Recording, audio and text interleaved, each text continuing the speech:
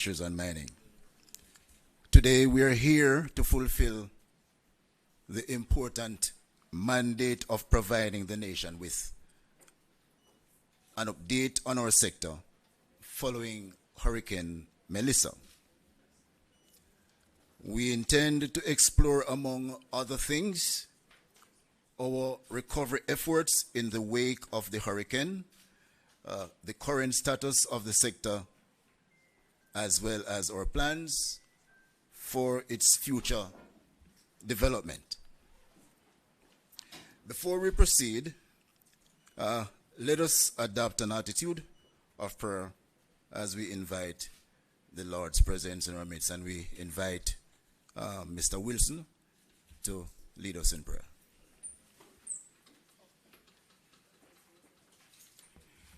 Thank you, CTD Cole. Good morning, everyone. When one thinks of Melissa, we cannot but reflect on the word of the Lord that says, "It is of the Lord's mercy that we are not consumed, because of his compassion faileth not. They are new every morning. Great is thy faithfulness." Lamentation 3:22 to 23. Lord Jesus, we give you thanks this morning for life. We thank you for health. We thank you for strength. We thank you for your manifold blessings. Lord, I come to you seeking your divine guidance, your wisdom, as the honorable minister prepares to speak today. Lord, we pray that you will fill our hearts with peace, calm, Lord, any anxiety, and grant him the clarity to articulate the message effectively. Help us, Lord, to speak graciously, with courage, with compassion, using his voice to reveal truth, to build understanding, and to encourage development. May your spirit guide his thoughts, his words, his action, ensuring that they reflect your grace and purpose. Give us all the humility to listen well and the strength to stand firm in what is right, even when challenged. Bless this gathering and all who listen, that our communication may be to the glory and honor and to the good of our country and even beyond our national borders. These and other mercies we ask. In Jesus' name I pray. And could everyone say amen? Right. So that is Mr. I.W. Wilson, Project Management Specialist. And I don't think it's a new discovery that he is a man of the cloth. Thank you, Mr. Wilson. At this time, ladies and gentlemen, please allow me to specially recognize and welcome some of our attendees. I don't know how I do that. I perhaps will have to just, it's everyone who welcoming. But I think we're going to just ask everybody to say who they are, what you do, where you're from, because you have all been on the front line. But first of all, let me welcome our hard-working Minister of Agriculture, Fisheries and Mining, Honorable Floyd Green. Give him a round of applause, please.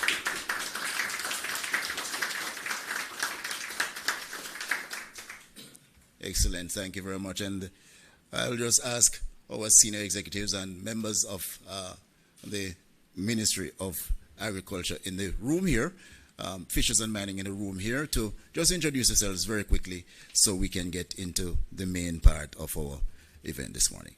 We'll start on my, what is this, left? Go ahead.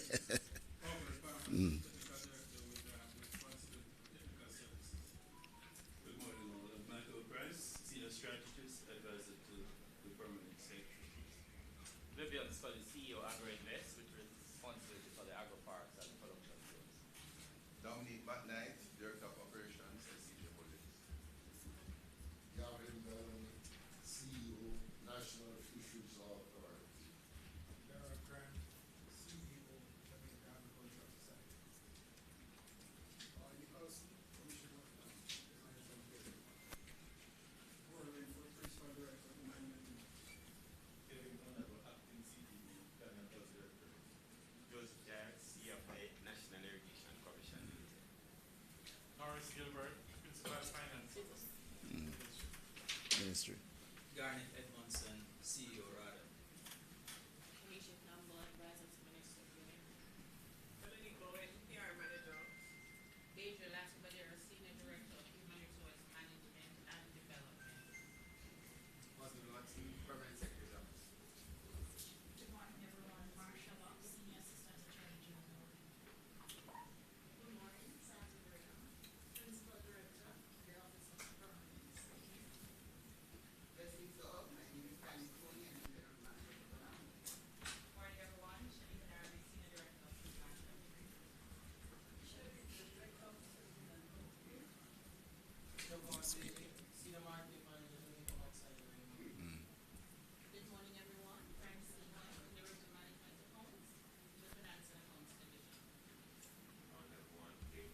Yeah, speak up, man. Any other Ministry of Agriculture, Fisheries and Mining staff or official? Yeah, you can say your name quickly, please. All right, thank you very much. Is that it? Well, I see Miss Busy Yolande Gibson, who is our PR specialist here. I'm always busy, so sometimes not enough time to say your name. All right, thank you very much. And other distinguished guests, you're not to be left out. Members of the media, you're very important to us, and we welcome you here in a very special way. And we have viewers on various platforms across the social media, and we want to welcome them also to this our press briefing. Ladies and gentlemen, on October 28th, we went through what we could call a dark day. Our nation's history will have that as an antecedent to those who will come behind us. It was the day Jamaica endured the unprecedented force of Hurricane Melissa. All of us would have experienced it, but I can't help but to repeat. It was a Category 5 hurricane that caused extensive damage across multiple sectors and disrupting many lives, disrupting industries, our own ways of life. Our agricultural sector was not spared. And this is why we're doing this morning, ladies and gentlemen. And it's a short run-up for the minister. We're not going to say much, or there won't be much ado before he comes up. So this is why we want to welcome him. He won't come immediately. I'll just say a few things. Because, you know, I usually say that when you talk about minister, at introducing him, you have a long form and a short form. You know, so the long form is so impressive that you want to go into it. The shorter version is also so impressive that I think I want to go into it. But nevertheless, I will, you know, just leave it for now. I'll just leave it for now. Young, energetic, brilliant. What other adjectives do I use? Hardworking Minister of Agriculture, Fisheries and Mining, and I wonder if he sleeps. From the moment the hurricane struck, he was on the ground attending to the needs of our citizens. I don't know if anybody has seen the clip of him in his raincoat out in Black River when the light and power men were trying to put the power lines back intact. You should have seen him. If you haven't seen it yet, go and search for it. I think, ladies and gentlemen, please join me as we welcome our Minister of Agriculture, Fisheries and Mining, Honorable Floyd Green.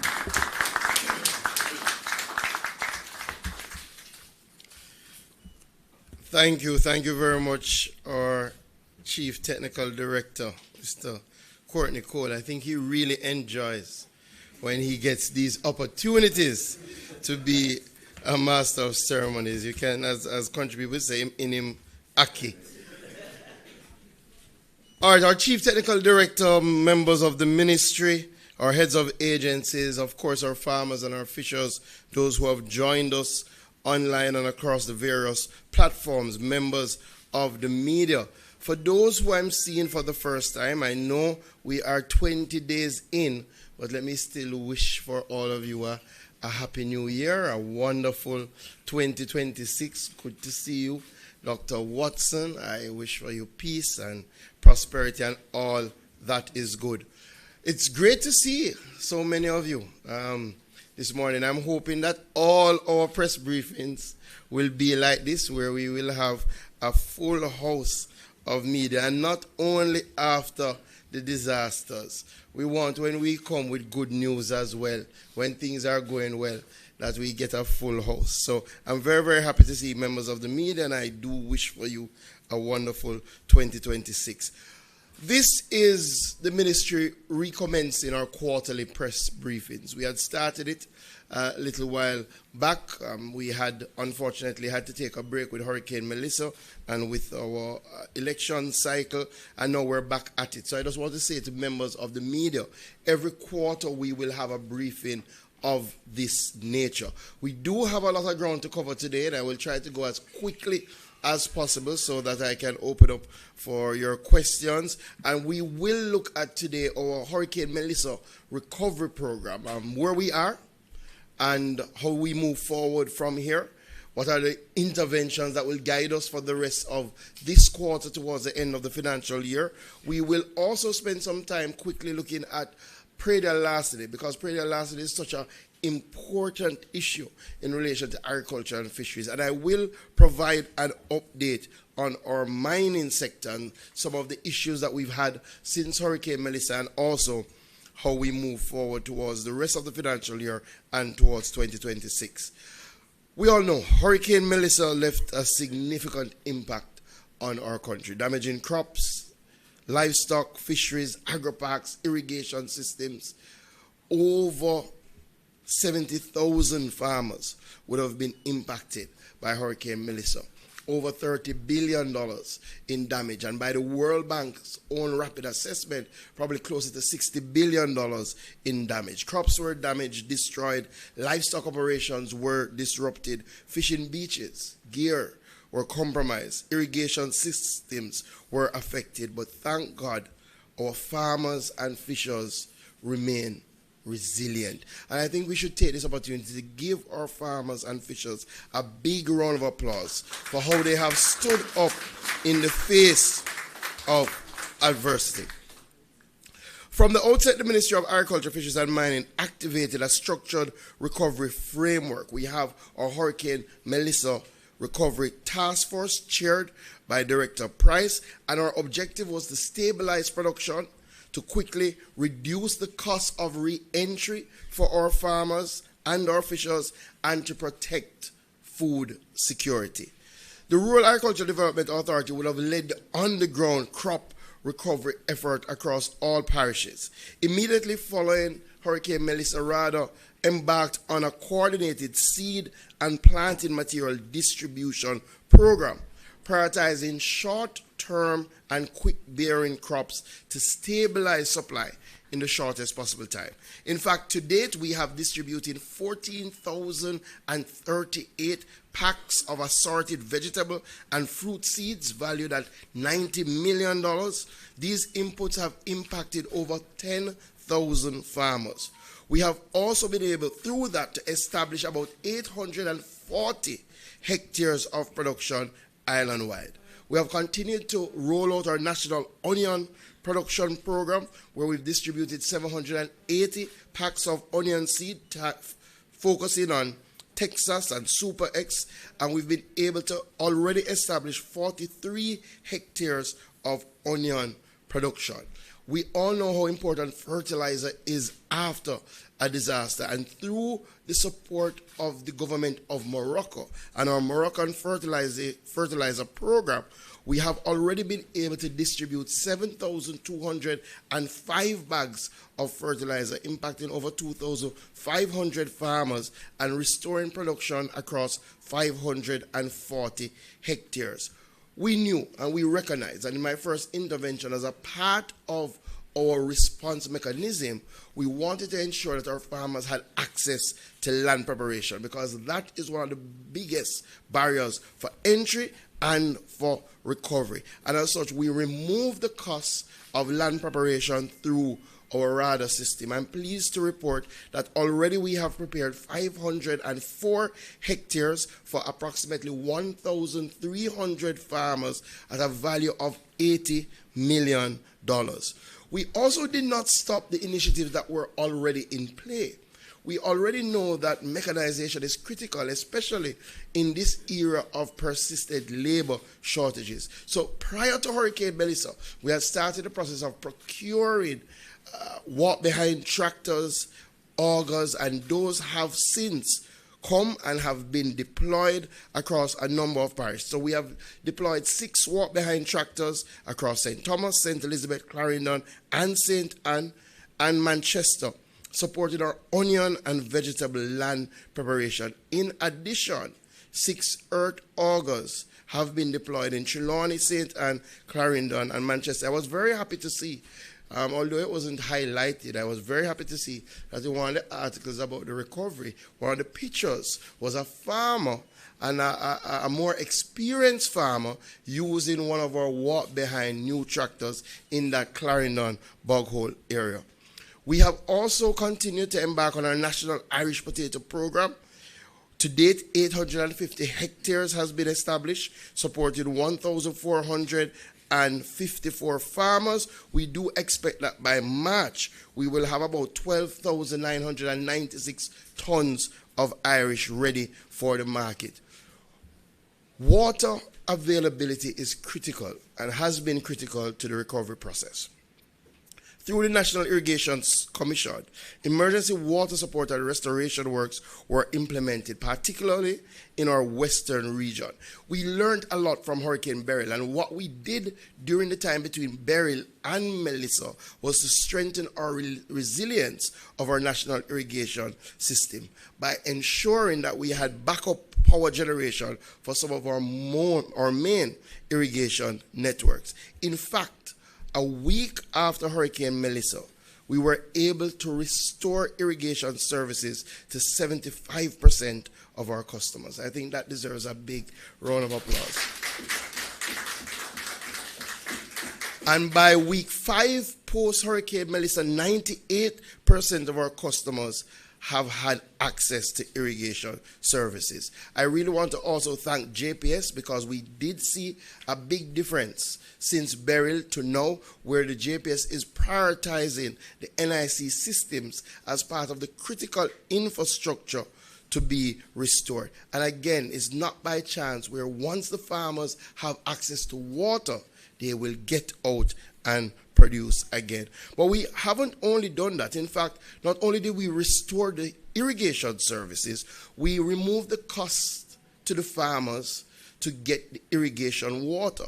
And we have been providing water free to our farmers since the passage of Hurricane Melissa. In fact, the NIC has delivered 135 million gallons of water at no cost to our farmers since Hurricane Melissa. And of that amount, we carved out a facility to ensure that communities, farming communities in the hardest hit areas who did not have access to potable water services were provided with free non-potable water. And we have trucked 5.2 million gallons of non-potable water across varying communities. In fact, our interventions have benefited 60 communities, and it has supported over 4,000 hectares of agricultural production, assisting an estimated 3,416 persons.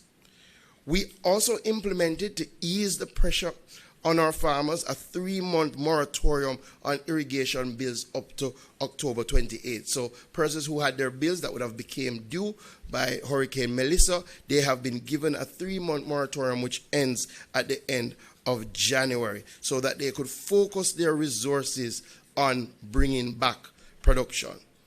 Other agencies like the Jamaica Dairy Development Board had targeted interventions to stabilize livestock and dairy production. We've provided pharmaceuticals, feed, fencing materials, generators across the affected farms. In fact, recognizing the infrastructural damage sustained by farms, a number of our dairy farmers lost their fencing. We place significant priority on providing the support so that they could again contain their animals and could lead to greater food security. 1,000 fence posts have already been purchased at the cost of about $700,000. 500 of these posts have been distributed to farmers, including Ebony Park, Heart Academy, and multiple individual producers. Energy disruption posed a major risk to milk preservation. So to mitigate the risk, one of the things that the Dairy Development Board did was to provide 6 generators that were deployed to dairy farms in St. Elizabeth and Hanover to ensure that our dairy farmers would be able to save their milk and to produce and save and provide that to the various companies. Feed support formed another critical pillar of our response. A total of 254 bags of dairy ration have been procured and distributed to farmers across St. Thomas, St. Catherine, and St. Anne. One of the big areas that we saw significant damage and dislocation is apiculture. We lost thousands of colonies of bees. And as such, we recognized very early that the beekeeping sector would require urgent intervention following the passage of Hurricane Melissa, especially as we know the dual importance of bees. Bees provide honey, but also their pollination services are critical to agricultural production. So through the apiculture unit of the Ministry of Agriculture and Fisheries, we have implemented a targeted recovery program. We procured 5,590 bags of beet sugar, valued at about $39.3 million. And to date, we have already distributed 2,852 bags, where 808 beekeepers across 7 parishes have received support. Therefore, safeguarding pollination services that underpin agriculture. We have focused on coffee, we have focused on cocoa, and our spices. Again, our highland and mountainous regions suffered significant damage from Hurricane Melissa. JACRA has been leading that recovery effort from November, where we implemented a structured recovery program combining farmer training, input distribution, and targeted replanting support.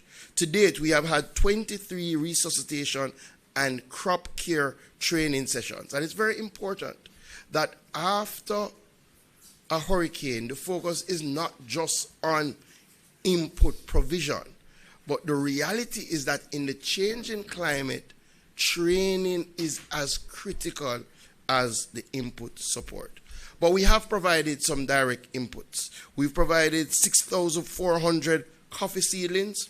We've provided 275 cocoa seedlings. Those have already been distributed. In fact, we've also distributed 5,800 bags of fertilizer to our farmers. And while we haven't spoken about it much, all of these programs have had a social element where our agencies have also gone out in the field to issue care packages across our high production zones. And when we say our agency, that also means the JS that has been very active working with farmers to issue that sort of social support to get them back up and running. Our agri-parks suffered significant damage. About $1.3 billion in damage was suffered across our 8 agri-parks and affected about 11 production zones. We have already provided the Agri-Invest Corporation $30 million for them to drive the recovery effort across the agri-parks. And they have been doing that, focusing on things like seeds, fertilizer, chemicals, land preparation. In fact, one of the big policy changes is that we have given a moratorium on lease, which is valued at $40 million and supports 440 investors across 2 6,750 hectares. We've also focused on drain cleaning, especially in our Mango Agropark, cleaning 10 kilometers of drain, and we've contracted across the agroparks 4 private tractor owners to carry out land preparation work covering approximately 240 acres so that they can be ready for short and medium term production. The recovery activities within the agroparks have included this free land preparation, around 360 hectares, distribution of 700 bags of fertilizer, allocation of 28,000 milliliters of agricultural chemicals, and because of that intervention, we've started to see multiple crop categories return: vegetables, condiments, spices, root, tuber crops across the agropark. And that's a good opportunity to now segue into what we have been seeing. I think we get a sort of feel of the sort of interventions that we have had. And there are others, and over time we will give you the other areas that we have been intervening in, and later on I'll tell you some of the things that are to come. But as a result of the resilience of our farmers, and also the swift post-hurricane interventions of the ministries and its agencies, we have seen a rapid recovery in relation to crop agriculture. Several short-term vegetable crops are now available in large quantities. Current data confirms that we actually have excess production in several crops. And it's amazing that less than 3 months after Hurricane Melissa, a Category 5 hurricane that wiped out some of our most productive agricultural areas, that we can stand here and speak about excess crops. I think, again, the farmers deserve a big, big round of applause. So current data does confirm that we're seeing excess production in several crops, including cucumbers, lettuce, pak choy, and string beans.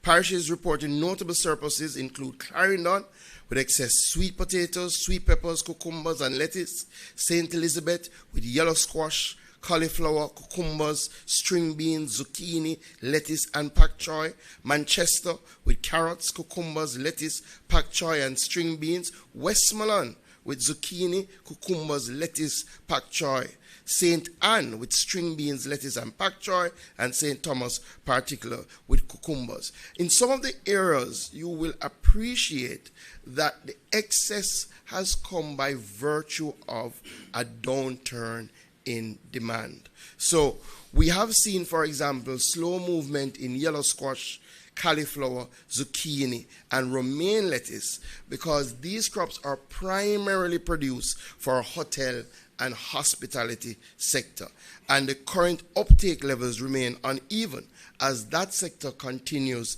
its own recovery following Hurricane Melissa. In fact, based on our field data, string beans are experiencing an average hotel uptake of about 30%, zucchini about 75%, squash 80%, cucumbers 60%, lettuce 60%. These realities are again compounded by some of the operational constraints within the supply chain. So we already know that there's limited cold storage capacity, but that has been further reduced by the loss of electricity to some of our main purveyors. Now, while people will be able to run some of their households on generators, it's very challenging for these large purveyors to use generated backup power to drive the cold storage facilities that they have. And that has constrained the ability to redirect surplus produce to alternative markets, especially during peak harvest periods. One of the things that people should recognize, the farmers would be preparing for what would have been the peak of the hotel season with some of these items, like the squash, like the zucchini. So we have seen a significant increase in production in some areas, and we are seeing excess on the market. And the beauty with agriculture is that you can tell whether agriculture is doing well or not. is not something that you can hide.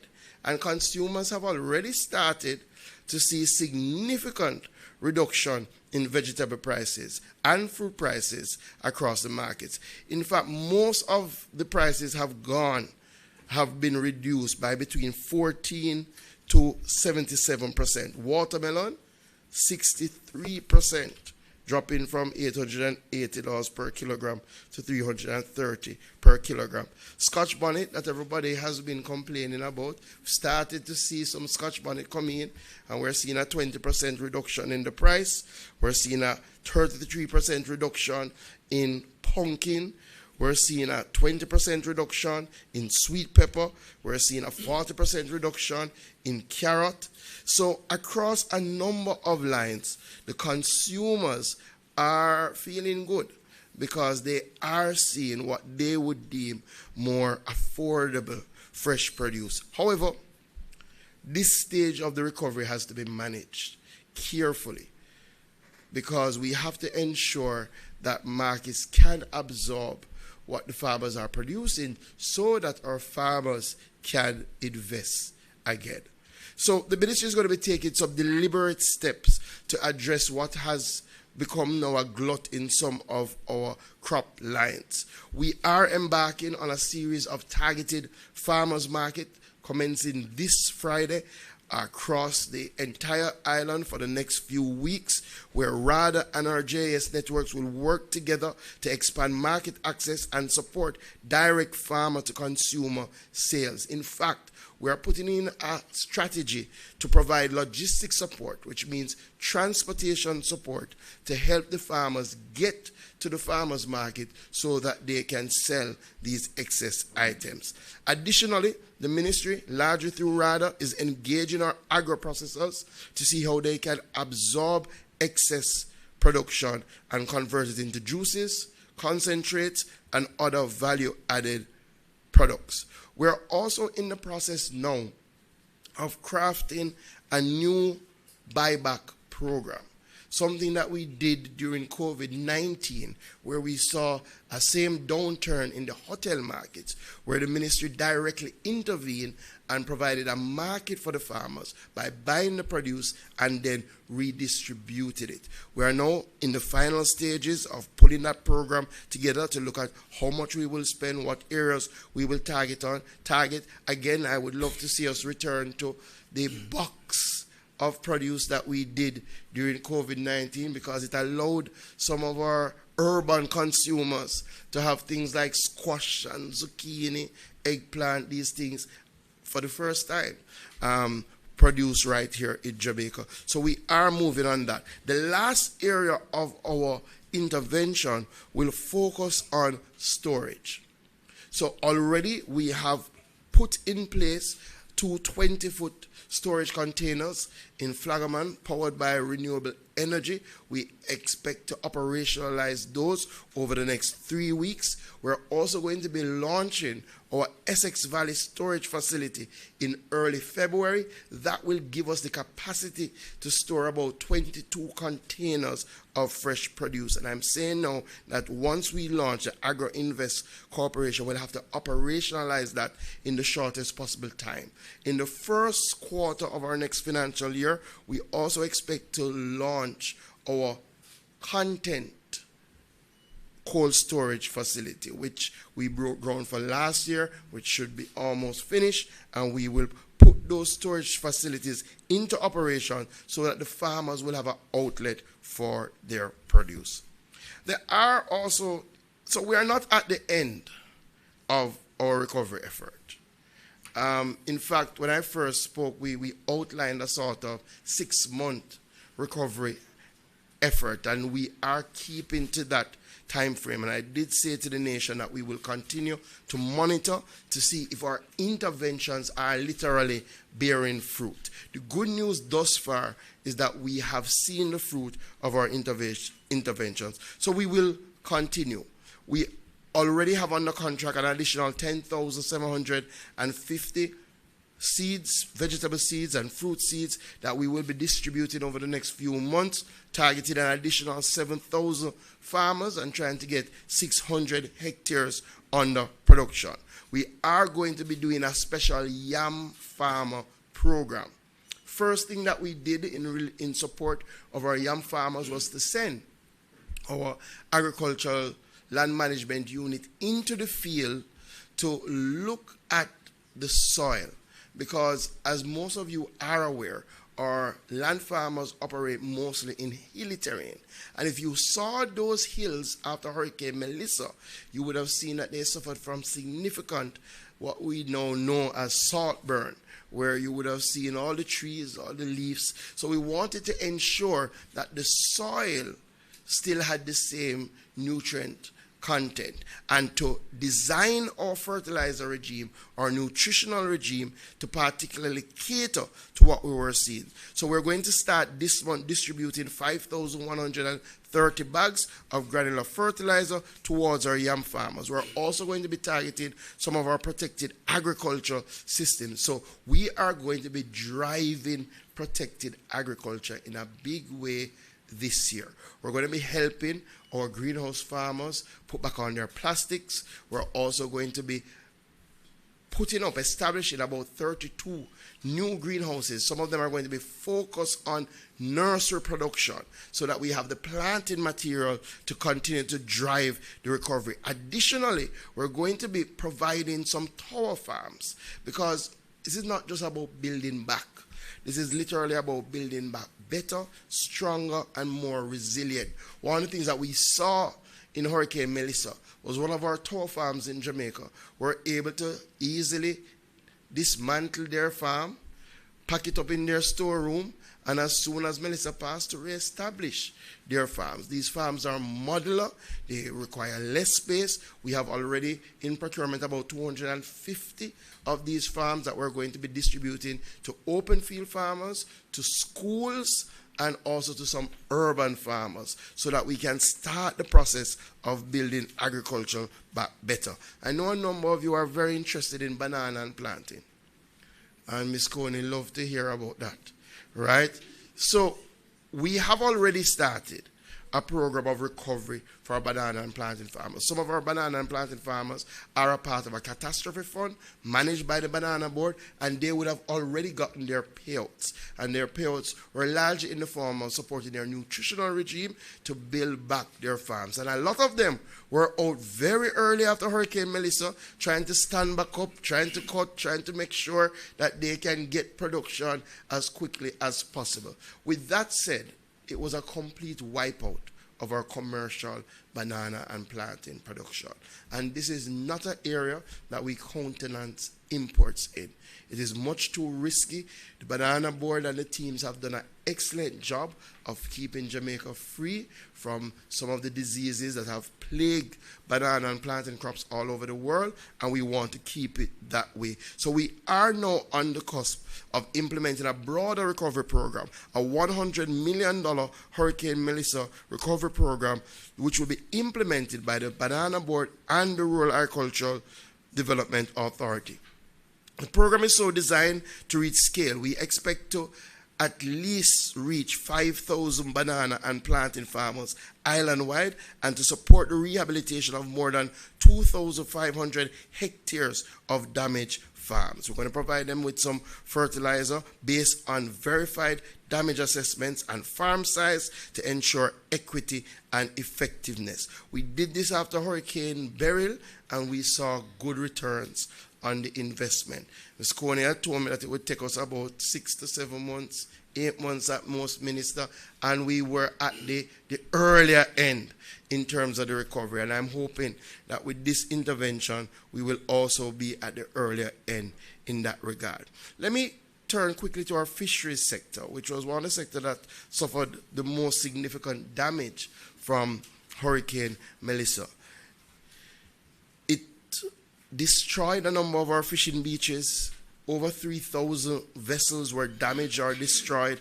A number of our fishers suffered damage to their engines, and even worse, when they went back out for their fish pots, a number of them found nothing out there. We have taken a comprehensive approach to treat with their issues. Firstly, we have implemented a 6-month moratorium on all license and registration fees. That's from November and it goes all the way to May. So our fishers can come and renew and register free of cost. That also goes to if you would have lost your license, your ID in the storm, you will get all of those things free of cost. And already we have benefited 725 fishers from this initiative across Clarendon, Manchester, St. Elizabeth, Westmoreland, Hanover, St. James, Trelawney, and St.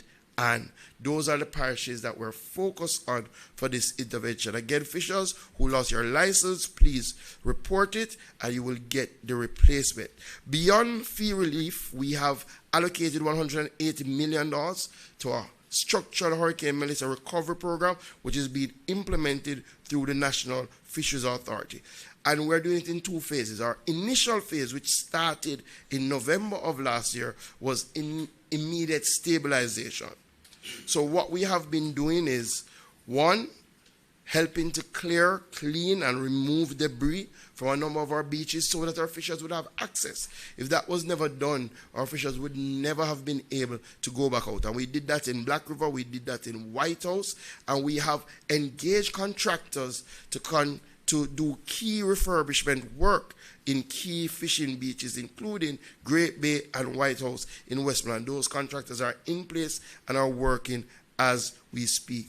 We also procured, to treat with the shortage of potable water on our fishing beaches, 10 large water tanks with a capacity of 2,500 gallons and assign them to fishing beaches across Alligator Pond, St. Mary's in Westmoreland, Montego Bay and St. James to provide potable water.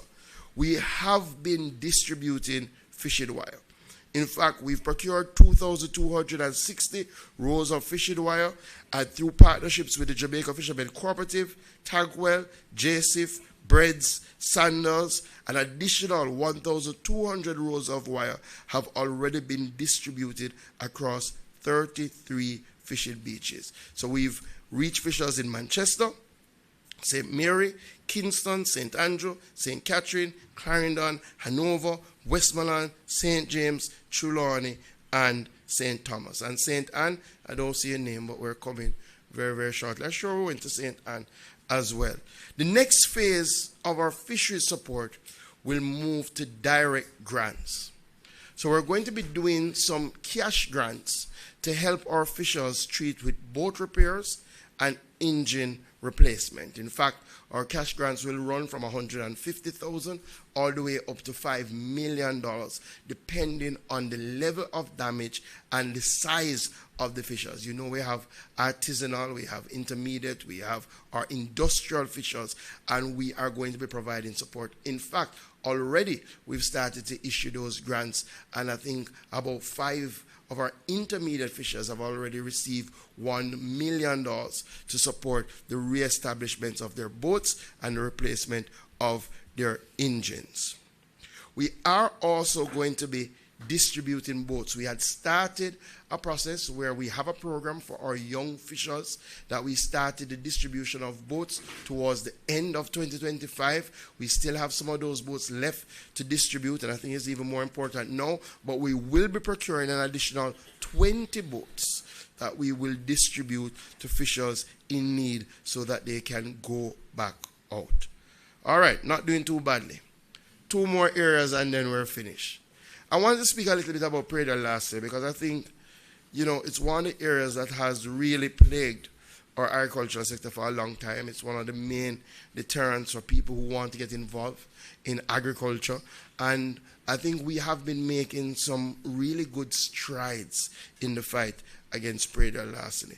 It does remain one of our persistent threats to farmers. However, in 2025, we would have strengthened our legislative framework through amendments to the Praedial Larceny Prevention Act, which came into effect July 15, 2025. These reforms increase penalties and introduce victim impact statements, giving farmers a formal voice in court proceedings. In fact, these amendments build on changes that we made in 2023 to the Agricultural Produce Act, which include raising fines to $3 million and expanding definition of agricultural produce and putting in a mandatory registration and licensing regime that will be operationalized through RADA this year. One of the big wins for us in 2025 was the establishment of the Agricultural Protection Branch of the Jamaica Constabulary Force. And it's the first time that we have an entire branch of the force that is treating with agricultural crime. And we are already reaping the rewards from that. Now, the branch comprises of 75 officers operating island-wide, and we are seeing the tangible results.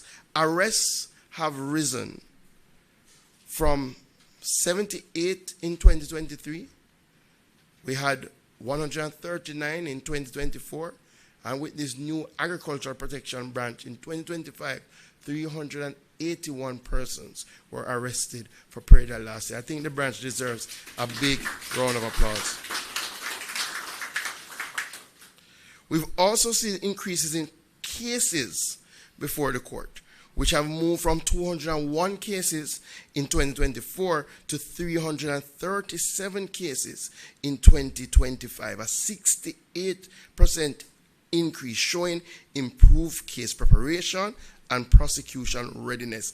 And the one that I really love, convictions surged from 9 convictions in 2024 to 209 convictions last year, over 2,000% increase, which is really a breakthrough in terms of judicial success and offender accountability.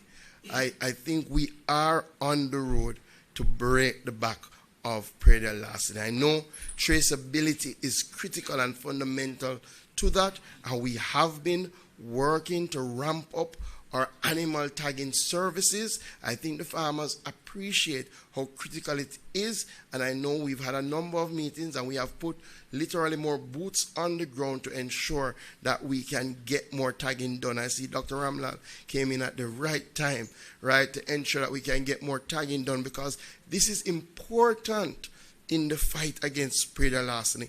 We have to strengthen movement controls, and we have to continue to expand our central livestock database. Quickly, a little bit about mining. Hurricane Melissa did have a negative impact on our mining and minerals sector. In fact, after our initial assessments and engaging our partners, we have revised our estimates to about $25 billion in terms of the impact that it would have had on our mining sectors. Majority of losses were recorded in our industrial mineral sectors, particularly our big, large quarries and limestone operators, where prolonged power outages, damaged access roads, and business interruption significantly affected output. Within our bauxite and alumina sector, we saw physical damage recorded at plants in St. Elizabeth and St. Anne, including structural damage to Port Kaiser. Basically all of our bauxite and alumina plants would have had to go into precautionary shutdowns because we were looking to a Category 5 hurricane. And you remember that with Melissa, it took us a long time to really determine where in the island it was going to go. At one point, we were very sure it was coming to Clarendon and Kingston, and as such, our companies had to take these measures. So those disruptions would again take some time for our companies to get back up to their productive capacity. Nonetheless, our bauxite sector, our aluminum sector showed resilience in 2025. We are projecting that exports would have increased in 2025, with mining's contribution to GDP expected to rise from 1.8% to over 2% in 2025. Importantly, despite themselves suffering tremendous damage, mining operators supported the national recovery efforts in a big way and cleared about 300 kilometers of major roadways free of cost after Hurricane Melissa. And I think they deserve a big round of applause. We have also actioned our agencies towards coordinated recovery and relief programs. The Jamaica Bauxite Mining Limited have been focusing on communities most affected, looking at staff welfare, rapid restoration of national assets, and support for relief logistics, and targeted interventions in parishes of St. Anne and St. Elizabeth. In fact, they have been on the ground trying to ensure that one, the Reynolds Pier remains operational, and that was brought back into operation swiftly, re-establishing readiness to support post-hurricane recovery logistics. Within days, we restored the core port functions, and the first cruise ship arrived shortly after the hurricane, and people may not have realized arrived at our Reynolds Pier shortly after the hurricane, and that's a big win for our Jamaica Bauxite Limited. At Discovery Bauxite, technical assessment repairs were conducted promptly, allowing for a swift and safe resumption of operations. One thing that we saw from the Jamaica Bauxite Mining Limited towards the end of the year was our first ever barge shipment of boulders and marl, which really signals a new direction in terms of our industrial minerals. And the team have been out providing care packages, providing zinc, providing hardware material in some of our hardest hit areas. The same is true for our Jamaica Bauxite Institute that have delivered relief supplies valued at close to $1 million across a number of parishes, including St. Elizabeth, Westmoreland, and a number of communities, and continue to provide support in terms of water tanks and weekly water deliveries. So it has really been an all hands on deck approach by the ministry to drive our Hurricane Melissa recovery. So as we look ahead, and one more area that I failed to mention that I know you will ask me about, we have seen a significant downturn, as we know, in our egg production, right? Thankfully, through the work of the ministry and the work of our producers and the Egg Farmers Association, we have been able to tap into external sources to get both liquid eggs to reduce the demand on table eggs and to bring in some table eggs. And I think now we're seeing a little regularization in terms of the supply as we continue to drive and to ramp back up pullet production so that our farmers can get their layers again, so that we can get back up egg production. This is a long-term intervention. It will take us probably the rest of this year to bring back production to where it was and go over into next year. But it is something that we are working on diligently. So as we look ahead, it is important to be clear. Recovery is not a single event or a single budget line. It is a process. It requires discipline, transparency, and continued partnership with farmers, fishers, and industry stakeholders. Across this ministry, our focus is now firmly on resilience. This includes strengthening disaster risk management systems, improving market coordination, expanding storage and agro-processing capacity, and supporting producers to adopt climate-smart practices. The lessons of Hurricane Melissa are being applied deliberately from catastrophe funds and insurance, and I will have occasion to speak a little bit more about what we're doing in relation to insurance, to diversified markets, stronger infrastructure, and building systems that can withstand future shocks. To our farmers, fishers, and our rural family, we have reached some of you. We have not yet reached all of you. But you can be assured that help is on the way. The government remains engaged, present, and accountable to you. And we are going to hold your hands as we drive this recovery together. We will feed Jamaica again. Thank you.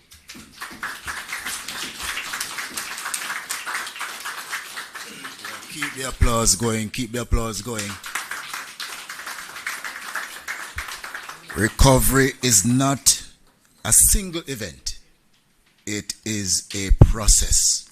Now, while the minister was speaking, I thought I would take some of the highlights so that I can just repeat it when I come here. But boy, it seemed as though pretty much everything were highlights. So, Minister, can we just give him another round of applause?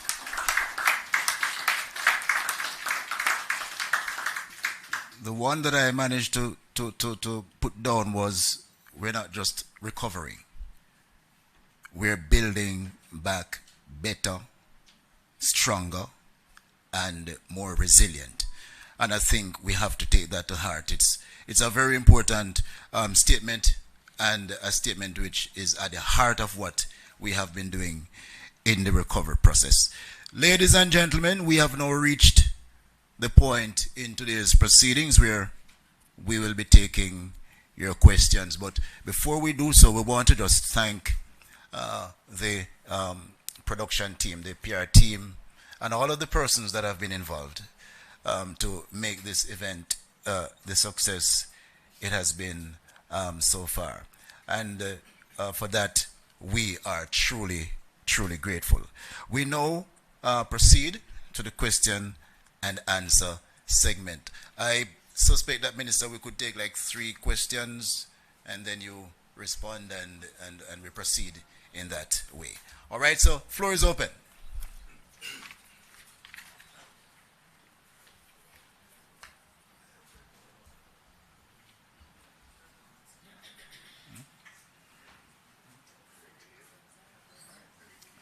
Okay, I am taking it that the presentation was so clear and satisfying that we don't have any questions.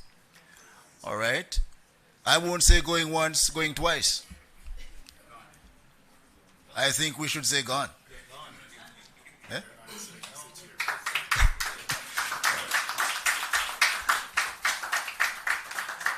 All right, interesting. So what is left for me to do then is to bring this very important and engaging event to a close. It is dubbed the Hurricane Melissa Recovery and a sector update for the agricultural sector. And we thank you all for having been here and for your participation. And we wish you good luck and Godspeed as you go your different directions. Thank you very much.